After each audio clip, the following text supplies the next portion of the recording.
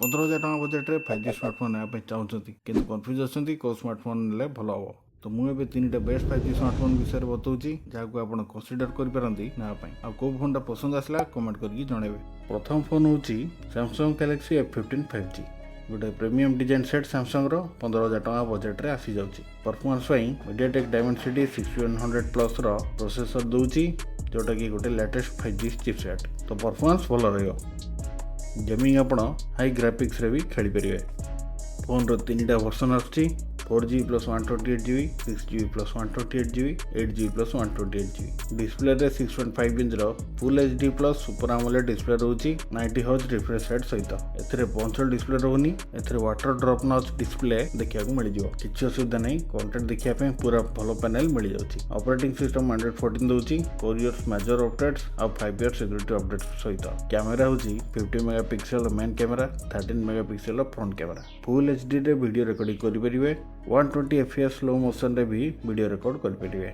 Battery होची 6000 mAh गोटे powerful battery दोची 2 दिन पळेओ थरे फुल चार्ज करले। किंतु चार्जर दोनी पैकेज रे आपन सेपरेट किनिया पे पड़ियो। पैकेज रे खाली टाइप सी केबल आ इजेक्शन पिन रहउची। प्राइस विषय जानबा फ्लिपकार्ट रे 4G प्लस 128GB वर्जन 12,999 टका रे मिल जाउ। 6GB प्लस 128GB वर्जन 14,499 टका रे मिल जाउ। 8GB प्लस 128GB वर्जन 15,999 टका रे मिल जाउ। अमेज़न रे खाली गुटे वर्जन मिलुची 6GB प्लस 128GB वर्जन जार ब्लैक कलर प्राइस 13,538 टंका आछी। ग्रीन कलर प्राइस 13,483 टंका आछी। वायलेट कलर प्राइस 13,473 टंका आछी। तो एथिरे खाली गोटे वर्जन अवेलेबल अछि। जेतबेले आरो वर्जन उडा अवेलेबल रहइबो से अनुसार आपण किन नेबे। द्वितीय फोन होची मोटो G64। ए फोन रे आपण को भलो यूजर एक्सपीरियंस पावरफुल बैटरी और कैमरा मिल जिवो। सेमिति भी मोटोरोला गोटे पर गोटे नुआ फोन लॉन्च कर चलची ए वर्ष।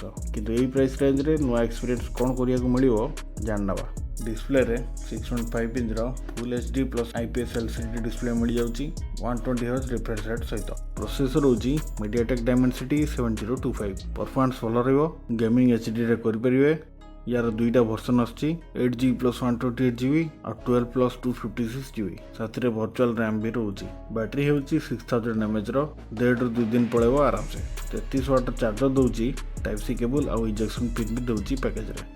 ऑपरेटिंग सिस्टम होची MyUX 14 जोटा होची Android 14 रो गोटे वर्षर मेजर अपडेट्स और 3 वर्षर सिक्योरिटी अपडेट्स मिल जाउची। कैमरा रे 50 मेगापिक्सल मेन कैमरा दोची।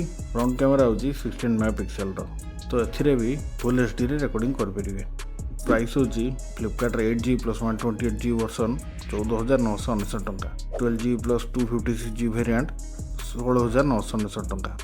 अमेज़न रे 8GB प्लस 128GB वर्जन 13,999 टंका। यार खाली गोटे कलर अवेलेबल रोची अमेज़न रे। तृतीय फोन होची पोको X6 नियो। डिजाइन देखिया को पूरा सिंपल पॉलीकार्बोनेट रो फ्रेम और बैक पैनल प्लास्टिक रो पूरा स्लिम फोन। डिस्प्ले होची 6.67 इंच रो full HD plus AMOLED display 120Hz refresh rate सहित 1440p रे वीडियो प्ले करि परिबे YouTube रे। ऑपरेटिंग सिस्टम होची MIUI 14 रो जोटा Android 13 को बेस करके बनाइछि। Android 14 हेतिले भलो हितंदा। 2 वर्षर मेजर अपडेट्स और 4 वर्षर सिक्योरिटी अपडेट्स मिलुछि। 5000 mAh रो बैटरी रहउछि गोटे दिन फुल यूज कर परिबे। 33 वाटर चार्जर रहउछि पैकेज रे टाइप सी केबल और इजेक्शन पिन सहित। कैमरा रे 108 मेगापिक्सल मेन कैमरा दोछि। फुल HD रे वीडियो रिकॉर्डिंग कर परिबे। फ्रंट कैमरा होछि 16 मेगापिक्सल रो। प्रोसेसर होछि मीडियाटेक 6080 रो।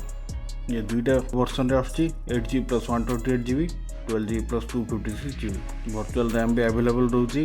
गेमिंग एक्सपीरियंस भलो रहबो मीडियम सेटिंग्स रे। प्राइस होछि फ्लिपकार्ट रे 8GB प्लस 128GB रो प्राइस 13,999 टका। 12GB प्लस 256GB रो प्राइस 14,999 टका। अमेज़न रे 8GB प्लस 128GB रो प्राइस 13,999 टका।